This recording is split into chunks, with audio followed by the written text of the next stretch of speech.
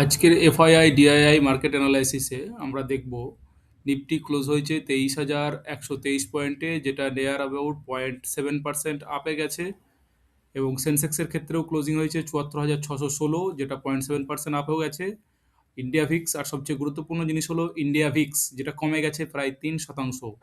এর মানে আপনি দেখুন মার্কেট উপরে উঠছে আর ভয় কমছে, এটা সাধারণত একটা পজিটিভ সিগনাল। এবং এফআইআই ক্যাশ সেগমেন্টে যেটা হয়েছে, ক্যাপিটাল মার্কেট ক্যাশ সেগমেন্টে এফআইআই যেটা করেছে নেট বেসিসে, এফআইআই 8,336 কোটি টাকা বিক্রি করেছে। আর যেটা হয়েছে ডিআইআই কর্তৃপক্ষ 7,448 কোটি টাকা বাই করেছে। মানে এফআইআই এর তরফ থেকে যে সেলিং প্রেসার, সেই প্রেসারটা ডিআইআই কর্তৃপক্ষ অ্যাবজর্ব করার চেষ্টা করেছে। মানে হচ্ছে ক্যাশ মার্কেটে এফআইআই বিক্রি করছে, কিন্তু ইন্ডেক্সের পজিশন।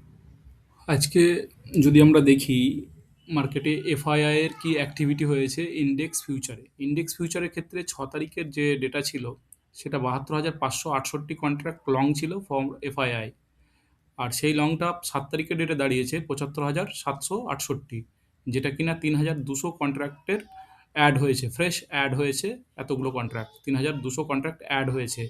আর শর্টের ক্ষেত্রে যেটা ছিল, ইন্ডেক্স ফিউচার শর্টের ক্ষেত্রে যেটা ছিল, 3,41,030টা কন্ট্রাক্ট ছিল শর্ট 6 তারিখে। এটা 7 তারিখে হয়েছে 3,35,203টে, যেটা কিনা 5,827 কন্ট্রাক্ট শর্ট কমেছে।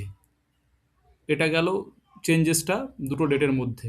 এবার যদি আপনি নেট শর্টের চেঞ্জেসটা দেখেন, নেট শর্ট আপনার ছিল 6 তারিখের ডেটে, সেটা 2,68,462।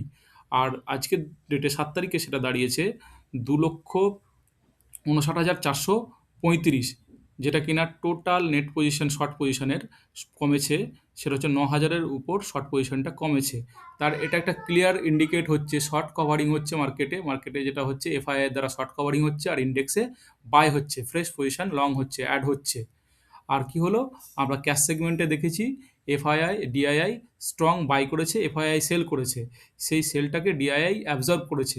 আর কি দেখেছি, ইন্ডিয়া ভিক্স যেটা আছে সেটা কিন্তু 3%-এর কাছাকাছি কমেছে। আর প্রাইস নিফটির ক্ষেত্রে 155 পয়েন্ট বেড়েছে। তাহলে এখান থেকে ফাইনাল কনক্লুশনে এটা আসা যায়, মার্কেট এখনই অ্যাগ্রেসিভলি বুলিশ হয়নি, কিন্তু ক্লিয়ারলি এটা নেগেটিভও না। বায়াসটা কি এখানে আপসাইডের দিকে শিফট করছে। তাহলে এখন আমাদের যেটা করণীয় হবে, আমরা কখনো মার্কেটের ওপরে সকালে উঠেই অ্যাগ্রেসিভলি শর্ট করা থেকে বিরত থাকবো। বাই অন ডিপ এর সুযোগ খুঁজতে হবে।